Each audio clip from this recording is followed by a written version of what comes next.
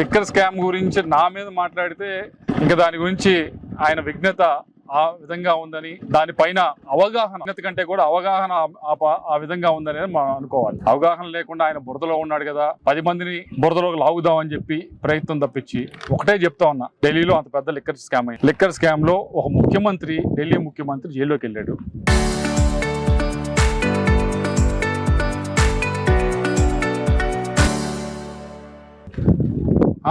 ఇంకో ముఖ్యమంత్రి కూతురు జైల్లోకి వెళ్ళింది. మాజీ ముఖ్యమంత్రి, ఆంధ్రప్రదేశ్ మాజీ ముఖ్యమంత్రి ఆయన బినామీ శరత్చంద్రారెడ్డి జైల్లోకి పోయాడు. ఇంతమంది జైల్లోకి వెళ్ళిన తర్వాత, ఇంతమంది కేసులో బుక్ అయిన తర్వాత నిజంగా నాకు దాంట్లో ₹1 లాభం వచ్చినా, లేకపోతే ₹1 దాంట్లో నేను ఇన్వెస్ట్ చేసున్నా కానీ, నా పేరు కానీ, నా గురించి కానీ అంతమంది మీద కేసు పెట్టినప్పుడు నా గురించి ఎందుకు పెట్టకుండా ఉంటారు? నా గురించి ప్రస్తావించకుండా ఎందుకు ఉంటారు? ఈ చిన్న లాజిక్ ఆయన మిస్ అయితే, ఈ చిన్న ఆలోచన ఆయన మిస్ అయితే ఏం చేయాలి? ఆయన బురదలో ఉన్నాడు కదా, అందరినీ బురదలో లాగుదాం. నేను ఒకటే ఛాలెంజ్ చేస్తా ఉన్నా మీడియా ముఖంగా.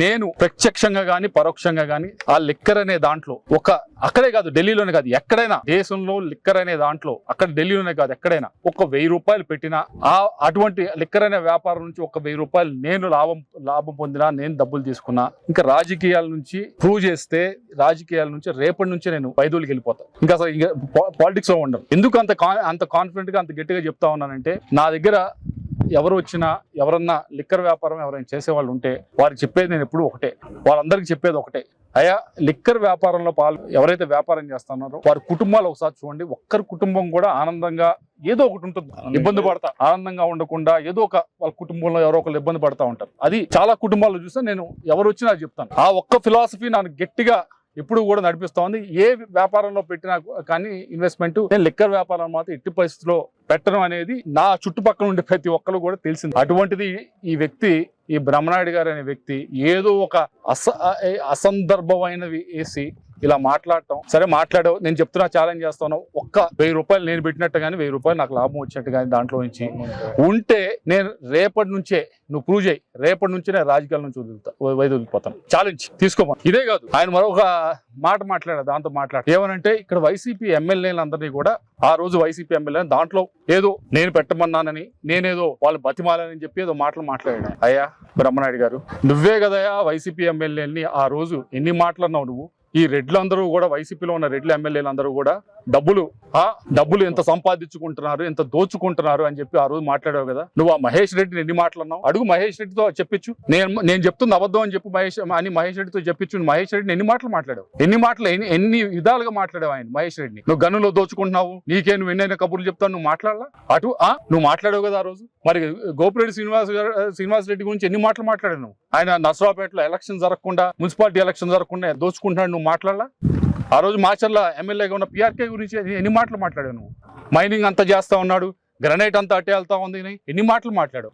అటువంటి మాట్లాడిన నువ్వు అంత లెవెల్లో చూసిన వాళ్ళందరినీ కూడా ఎంత సంపాదిస్తున్నా, అటువంటి వారిని నేను ఏ విధంగా ప్రలోభ పెట్టగలనా? వాళ్ళందరినీ నువ్వే చెప్పావు కదా, నువ్వే అన్ని తిట్లు తిట్టావు కదా వాళ్ళందరినీ. వాళ్ళందరూ అంత దోచుకుంటున్నారు, అంత చేస్తున్నారు. అటువంటి అంత తెలివిగా ఉన్న, నిజంగా వాళ్ళు దోచుకున్నారో లేదో నీకు తెలియాలి, వాళ్ళకి తెలియాలి.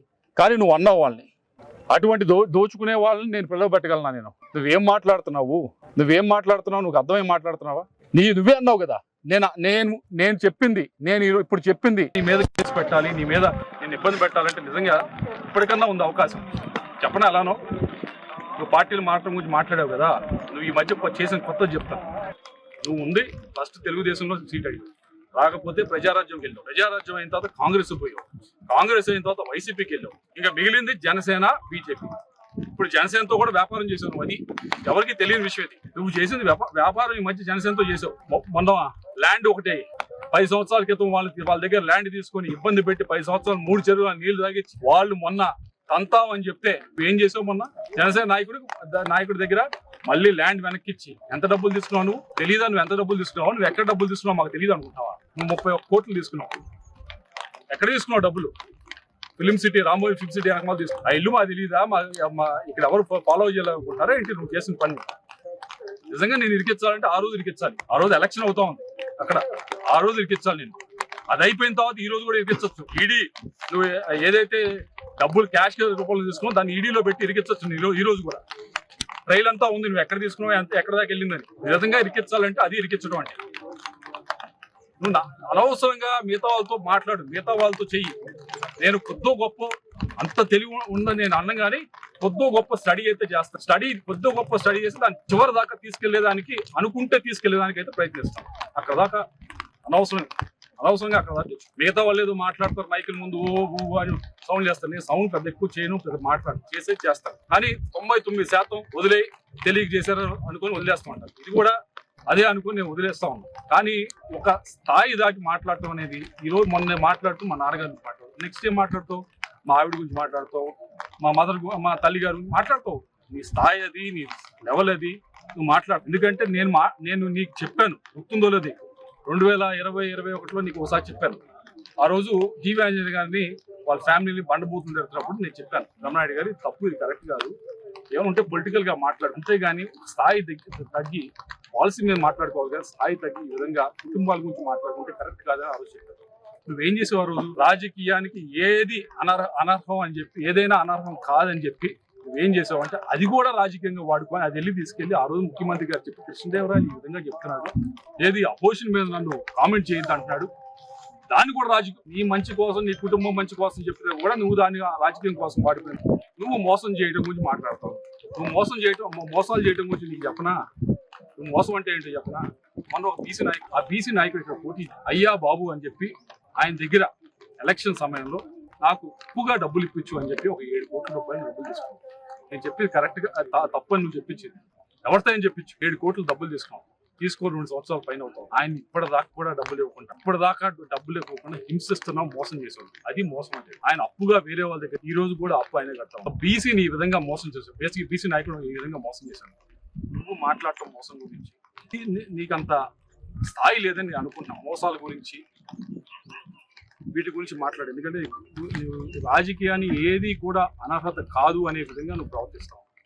కానీ ఇంత మాట్లాడినా, నా కుటుంబం గురించి మాట్లాడు, ఏదైనా మాట్లాడు, మేము భరిస్తాం, మేము తీసుకుంటాం. కానీ ఎక్కడా కూడా మేము ఒక్క దగ్గర కూడా ఎట్టి పరిస్థితుల్లో కూడా మా విఘ్నత కోల్పోయి మాత్రం మేము ప్రవర్తించాం.